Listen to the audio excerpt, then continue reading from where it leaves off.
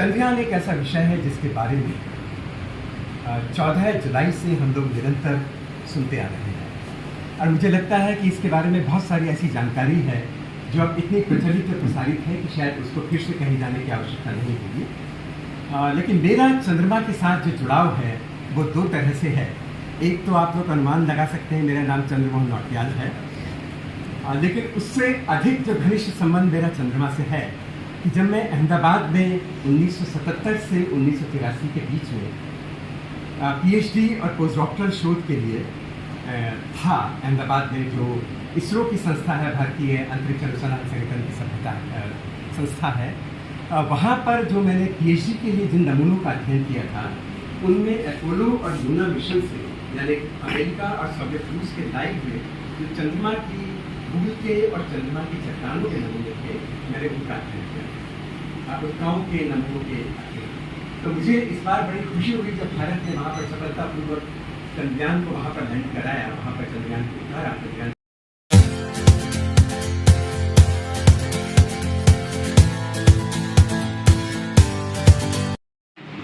America के या रूस के लाए हुए नमूनों पर अध्ययन करके अपनी पीएचडी करनी पड़ी, क्योंकि शायद 5-10 साल के अंदर हमारे देश के जो नए बच्चे हैं जो पीएचडी करेंगे उनको हमारे देश के अपने लाए हुए नमूनों पर अध्ययन करने का अवसर मिलेगा।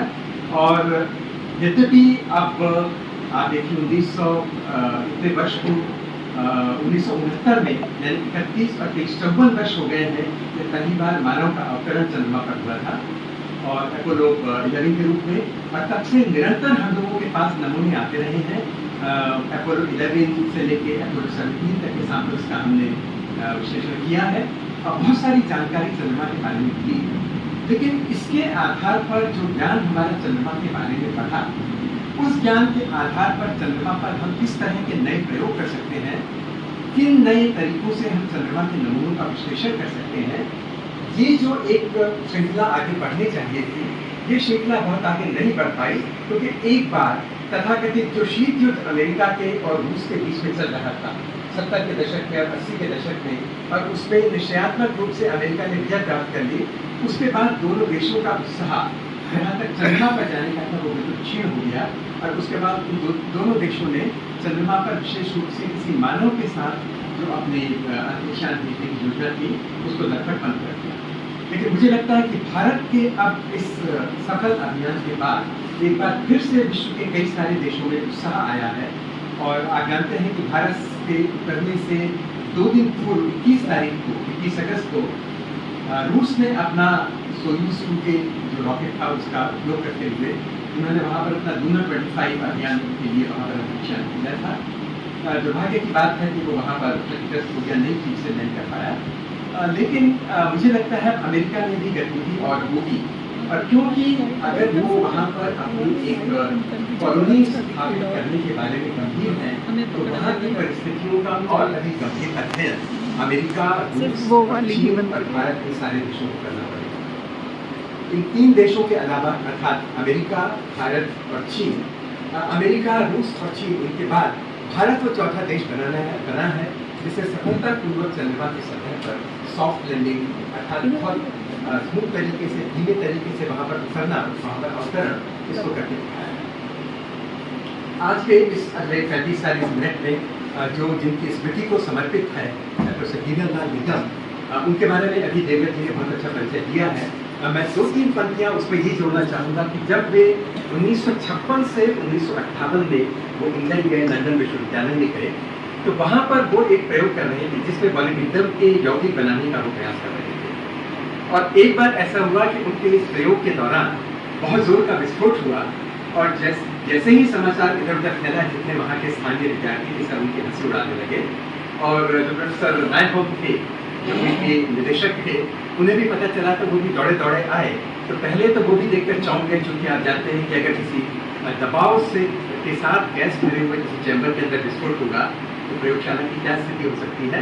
लेकिन उसके बाद उन्होंने इनके पीठ थपथपाई और उनसे कहा कि अगर ये विस्फोट हुआ है इसका मतलब आपका प्रयोग सफल हो गया है, क्योंकि वो रिएक्शन जो था उसमें ऊर्जा निकली और उस ऊर्जा के कारण ये विस्फोट हुआ। तो 2 वर्ष के अंदर, 24 महीने के अंदर ठीक उन्होंने अपनी पीएचडी वहाँ पर पूर्ण कर दी। लंदन विश्वविद्यालय में मुझे लगता है बहुत बड़ी उपलब्धि थी। वैसे उससे पहले इलाहाबाद विश्वविद्यालय से वो अपनी PhD एक बार कर चुके थे। वो रसायनविद थे, स्पेक्ट्रोस्कोपी और इनऑर्गेनिक जो यौगिक हैं उन पर उन्होंने अपना शोध किया था। और जो हमने जो चंद्रमा के जिन नमूनों पर अध्ययन किया, हमारे उन नमूनों के अध्ययन में भी उसमें उपस्थित तत्वों का विश्लेषण भी था, उसमें उपस्थित खनिजों का विश्लेषण भी था।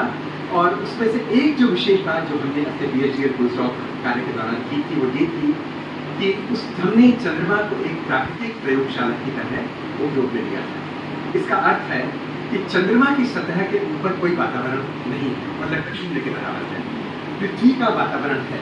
इसलिए सूरज से निकलने वाली जो सौर किरणें हैं, सूरज से निकलने वाले जो सौर कण है, सूरज की जो सौर किरीट है, जो सोलर विंड उसके चारों तरफ से उसके सौर किरीट से या उसके सोलर करोना से निकलती है, वो हमारी पृथ्वी की सतह तक नहीं पहुंच सकती, क्योंकि हमारी पृथ्वी के चारों ओर एक वातावरण है और अपनी उनकी ऊर्जा पृथ्वी तक पहुंचते समाप्त होती है। लेकिन चंद्रमा वो स्थान है जहाँ पर कोई वातावरण नहीं है और सूरज से निकलने वाली किरणें, सूरज से निकलने वाले कण वो बिना किसी बाधा के चंद्रमा की सतह पर पहुंच सकते हैं। और वहाँ पर जो धूल है, जो वहाँ पर चट्टाने हैं, उदाहरण के लिए हमने 64435 अपोलो 16 की चट्टान का अध्ययन किया था। इसी तरह से 76435 एक और चट्टान थी, उसका हमने वहाँ पर अध्ययन किया था। 61016 ये एक और चट्टान थी जिसके नमूनों का हमने अध्ययन किया था। 61221 वहाँ की धूल थी। 64 और इसी तरह से 64003 एक चट्टान थी, उसका अध्ययन किया था। 69002 ये एक और धूल का नमूना था। और इन सब में हमारी रुचि क्या थी? हमारी रुचि ये थी कि अगर सूरज से कोई विकिरण निकलता है, सूरज से ऊर्जावान प्रोटॉन निकलते हैं जो 1 से 100 मिलियन इलेक्ट्रॉन वोल्ट, यानी 1000 लाख इलेक्ट्रॉन वोल्ट की ऊर्जा के कण वहां से निकलते हैं, तो चंद्रमा पर क्या होगा? चंद्रमा पर वो कण आएंगे और जो वहां की सतह पर धूल का एक कण, आप कल्पना कीजिए कि 1 मीटर की चट्टान की कल्पना कीजिए, वो 1 मीटर की चट्टान है। उस चट्टान में सबसे बाहरी जो 1000 एंगस्ट्रॉम की सतह है, जो अर्थ है, उसके अंदर सूरज से निकलने वाले जो 1000 kilo electron volt, 1000 kilo electron volt की ऊर्जा के कण हैं, वो उसके अंदर आकर रुक जाएंगे। एक अगर कोई इतनी बड़ी 1 मीटर की चट्टान है, तो उसके बाहर का जो 1000 एंगस्ट्रॉम की जो परत है, सूरज से निकलने वाली जो कम ऊर्जा के कण है, जो सोलर विंड कहलाते हैं, वो केवल उतने वाले लेयर के अंदर, उतनी पतली परत के अंदर कैसे हो जाएंगे। लेकिन जो सूरज से निकलने वाले ऊर्जावान प्रोटॉन हैं, सूरज से निकलने वाले ऊर्जावान आयरन के कण हैं, लोहे के कण हैं, क्रोमियम के कण हैं, या इस वर्ग के जो दूसरे तत्व हैं, वो तत्व उससे थोड़ा सा अंदर कुछ माइक्रोन की दूरी तक वहाँ पर जमा हो जाएंगे। लेकिन जो सूरज से निकलने वाले 1 से 100 मिलियन इलेक्ट्रॉन वोल्ट के ऊर्जावान प्रोटॉन हैं, वो प्रोटॉन उसके अंदर आकर कई मिलीमीटर की गहराई तक आएंगे और वहाँ पर उनके डिपॉजिट होने का कोई अर्थ नहीं है, क्योंकि वो प्रोटॉन है, लेकिन वो वहाँ पर नाभिकीय अभिक्रिया करेंगे, जिसे हम फॉस्फोकेमिस्ट्री या न्यूक्लियर केमिस्ट्री कहते हैं। मैं मूलतः भौतिकविद हूँ, लेकिन प्रोफेसर निगम केमिस्ट थे, तो मैं प्रयास कर रहा हूँ कि एक इसमें जो रसायन का जो अंश था वो ये था, उसे हम नाभिकीय रसायन कहते हैं। न्यूक्लियर केमिस्ट्री, ये प्रोटॉन उसके अंदर आकर वहाँ पर उपस्थित जैसे मैग्नीशियम जैसे तत्व हैं, उनके साथ अभिक्रिया करके रेडियो सक्रिय एल्युमिनियम 26 बनाते हैं। वो वहाँ पर उपस्थित दूसरे तत्वों के साथ अभिक्रिया करके मैग्नीज 53 जैसे संस्थानें बनाते हैं जो रेडियो सक्रिय है। लेकिन इसके साथ एक जो बहुत मजेदार चीज कही जा सकती है, हम कहेंगे कि नोबल गैस केमिस्ट्री, आदर्श गैसों का रसायन। हम जानते हैं कि आदर्श गैस जैसे हीलियम है, नियॉन है, आर्गॉन है, क्रिप्टॉन है या जीनॉन है, ये रासायनिक अभिक्रिया में संलिप्त नहीं होती। कभी कभी होती है जो बहुत ही चरम परिस्थितियाँ होती है, जो सामान्यतः नहीं होती। लेकिन हम उनके रसायन की बात इस अर्थ में कर रहे हैं कि सूरज से निकलने वाला 10, 20, 30, 40, 50, 100 मिलियन इलेक्ट्रॉन वोल्ट का एक प्रोटॉन उस मिट्टी के या चट्टान के नमूने के अंदर आता है और उसमें उपस्थित एल्युमिनियम, सिलिकॉन, मैग्नीशियम ऐसे तत्वों के साथ नाभिकीय अभिक्रिया करके, नाभिकीय रसायन की उस अभिक्रिया को करने के बाद वो उसमें वो नए आइसोटोप बनाता है जो पहले वहाँ पर नहीं थे। उदाहरण के लिए नियॉन के आइसोटोप्स, आर्गन के आइसोटोप्स, हीलियम के आइसोटोप्स, और इनका महत्व बहुत अधिक है। इनका महत्व यह है कि मैग्नीशियम पर गिरने वाले प्रोटॉन कितनी नियॉन 21 बनाएंगे वो मात्रा बहुत अधिक होगी, लेकिन वो कितनी नियॉन 22 बनाएंगे उसकी मात्रा बहुत कम होगी। इसका अर्थ है नियॉन 21 बटा नियॉन 22, इसका अनुपात मैग्नीशियम में प्रोटॉन की वजह से बनने वाला बहुत अधिक उसका मान होगा, जबकि अगर वो एल्यूमिनियम पे गिरेगा तो उसका मान बहुत कम होगा।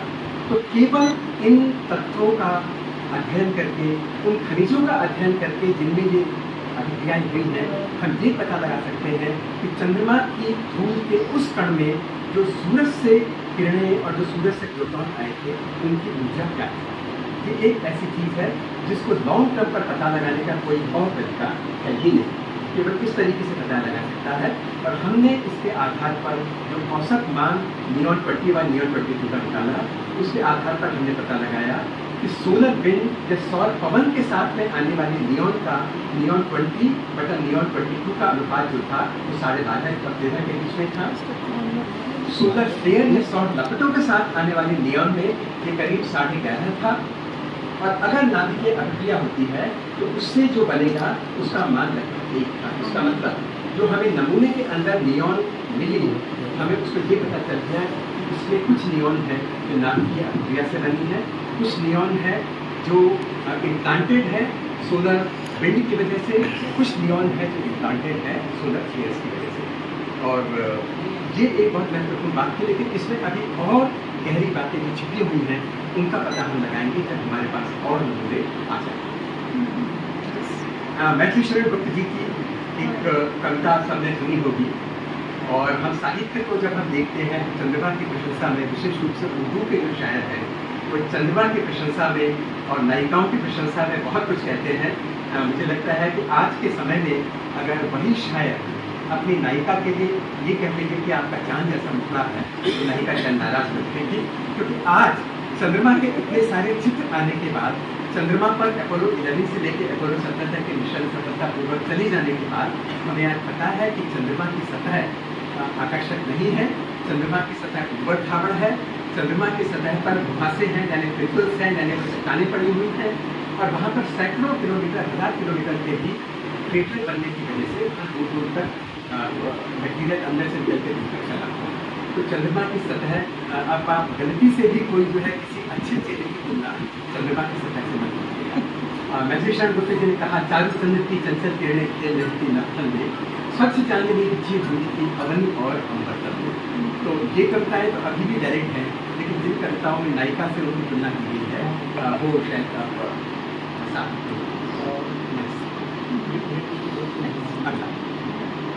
ये प्रोफेसर विक्रम साराभाई हैं, जिनको हमारे देश में अंतरिक्ष विज्ञान का जनक कहा जाता है। प्रोफेसर विक्रम अम्बालाल साराभाई का 12 अगस्त 1919 में अहमदाबाद में जन्म हुआ था, और ये केंद्रीय विश्वविद्यालय में पढ़ने के लिए गए।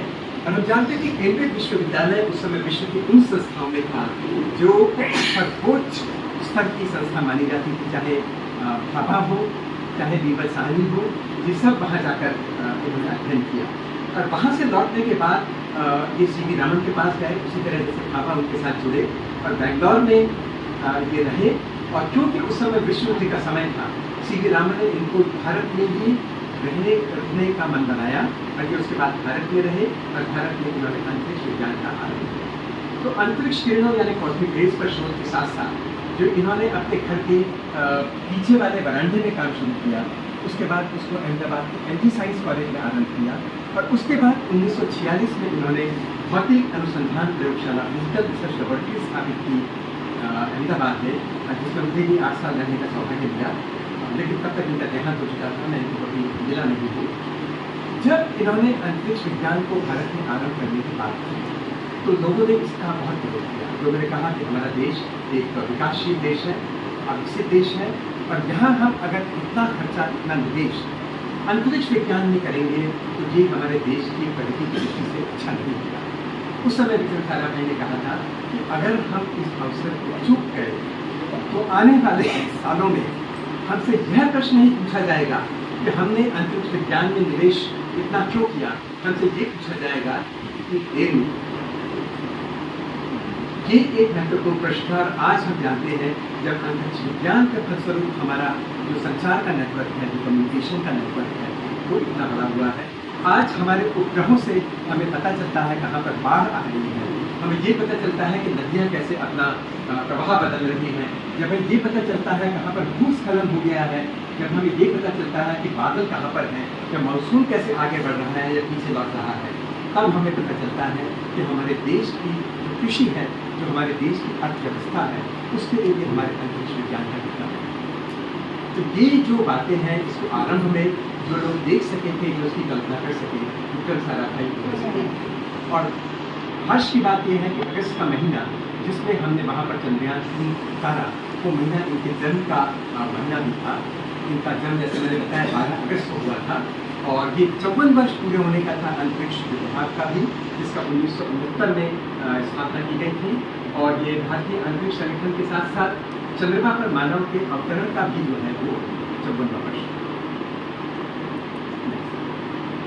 बेंगलोर में हमारा अंतरिक्ष अनुसंधान संगठन है, इसकी संस्थापना डॉक्टर साराभाई ने की थी। वैसे उससे कुछ वर्ष पूर्व 1962 में इनकोस पार्क के रूप में हमारे देश में अंतरिक्ष विज्ञान की एक नियमित जो स्थापना थी वो काफ़ी सी हो चुकी थी और इसको एक औपचारिक रूप दिया गया 1973 में अंतरिक्ष विज्ञान संगठन बनाने के साथ। और 1973 में प्रोफेसर युवा राव, प्रोफेसर कस्तूरी रंगन, ये लोग जो अहमदाबाद की भौतिक अनुसंधान प्रयोगशाला में थे, ये सब लोग वहाँ से बेंगलोर में चले गए और उसके बाद वहाँ पर इसकी स्थापना की गई। तो चंद्रमा के बारे में हम बहुत कुछ जानना चाहते हैं, हमें लगता है कि बहुत कुछ जानते हैं। आजकल जो मान्यता है वो ये है कि चंद्रमा का उद्भव लगभग 4.5 अरब वर्ष पूर्व हुआ और हम जानते हैं कि पृथ्वी की आयु भी 4.56 या 4.55 अरब वर्ष के लगभग है। पृथ्वी के बनने के कुछ करोड़ वर्षों के अंदर मंगल ग्रह के आकार का एक पिंड आकर टकराया पृथ्वी से और उससे पृथ्वी की सतह का बहुत सारा भाग जो था वो बाहर उखड़ के निकल आया और वो पृथ्वी के चारों तरफ एकत्र हो गया। वो आपस में जब बाद में जुड़ गया, उसने एक पिंड बना लिया, तो उस तरह से चंद्रमा की संरचना हुई और वह पिंड पृथ्वी के चारों तरफ घूमने लगा। और इसके संबंध में कुछ जो प्रमाण वैज्ञानिकों को मिले हैं, मैं वो संक्षेप में आपको बताऊंगा, लेकिन मैं ये भी आपको बता दूं कि ये अंतिम निर्णय नहीं है कि चंद्रमा का उद्भव कैसे हुआ।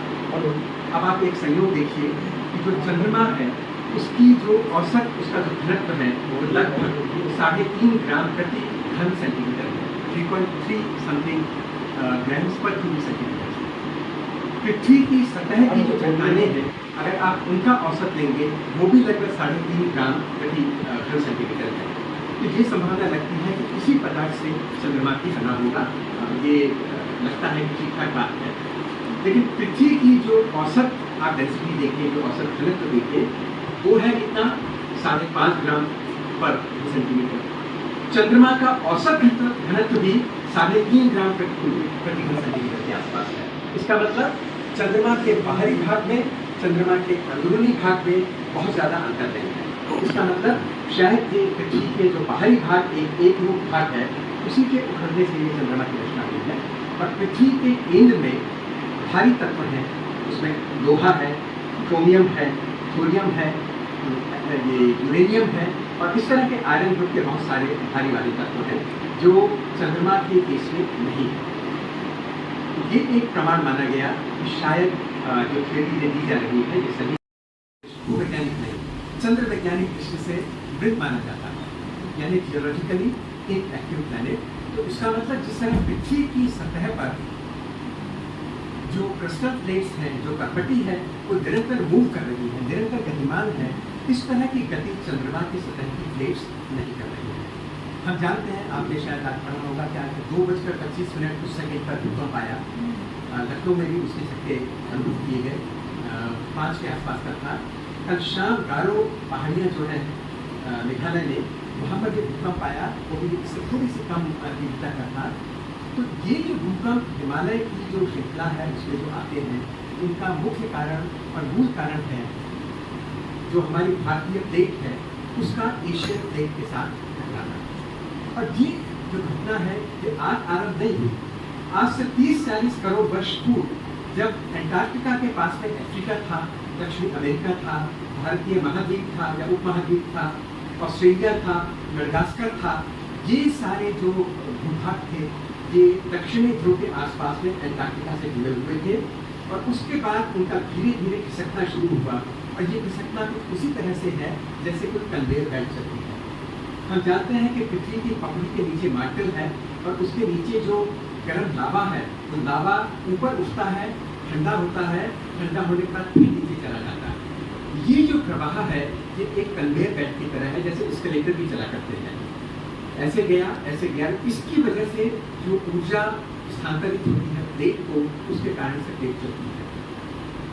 और जब हिमालय वाला क्षेत्र जो है वहाँ पर आज से लगभग 50 लाख साल पहले वहाँ पर ये प्लेट्स टकराई और एक प्लेट नीचे धंस गई जो हल्की थी, एक प्लेट ऊपर उठ गई, सॉरी जो प्लेट भारी थी वो नीचे धंस गई, हल्की प्लेट ऊपर आ गई और इनके वहाँ पर उठने से हिमालय की जो पूरी श्रृंखला है उसका निर्माण हुआ।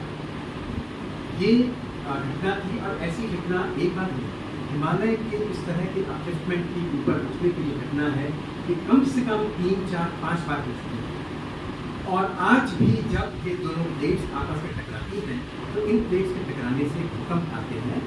लेकिन चंद्रमा पर अगर इस तरह की गतिविधि नहीं हो रही है, लेकिन फिर भी वहाँ पर मून क्विक के या चंद्रकंप के कुछ प्रमाण मिले हैं, तो इसका कारण क्या है? ये आज भी विज्ञानियों के सामने एक रहस्य है। तो वहाँ पर उपकरण भेजे गए हैं, जब हम इनकी चर्चा करेंगे तो हम देखेंगे कि वहाँ पर ऐसे उपकरण भेजे गए हैं जिससे वहाँ पर कंपन होने के बारे में पता चले। दूसरा बहुत बड़ा अंतर जो पृथ्वी के और चंद्रमा के बीच में है वो ये है कि पृथ्वी का जन्म भी लगभग 4.5 अरब साल पहले हुआ, उसके कुछ ही समय के बाद चंद्रमा का जन्म हुआ। लेकिन जैसे मैंने बताया चंद्रमा का घनत्व कम है, पृथ्वी का औसत घनत्व कहीं अधिक है। लेकिन चंद्रमा पर आज भी 4.5 अरब साल पुरानी चट्टानें मिलती हैं, लेकिन पृथ्वी पर 4.5 अरब वर्ष पुरानी चट्टानें नहीं मिलती। और उसका कारण ये है कि पृथ्वी पर लगातार कहीं न कहीं पर लावा भी निकलता रहता है और पुरानी चट्टानें नष्ट भी होती रहती हैं। दूसरा कारण है कि पृथ्वी पर वातावरण है, पृथ्वी के वातावरण में पानी है, पृथ्वी के इस वातावरण की वजह से जो जल चक्र है उसके कारण से पृथ्वी पर जो क्रेटर्स बनते हैं वो भरे जाते रहते हैं। तो हमें पृथ्वी पर इतने रिवर या गड्ढे या क्रेटर्स दिखाई नहीं देते जितने चंद्रमा पर दिखाई देते। अगर आप चंद्रमा की सतह के जो चित्र आप देखिए जो इसके पार्श्व में आपको दिखाई दे रहा है, ये जो बहुत सारे पोर्शन है, ये काला पोर्शन है, ये लावा वाला पोर्शन है। जो उज्ज्वल वाला अंश है इसको हाईलैंड कहा जाता है। यहाँ पर चट्टानों के चूरा हो जाने से जो धूल बनी है वो धूल वहाँ पर दिखती हुई है।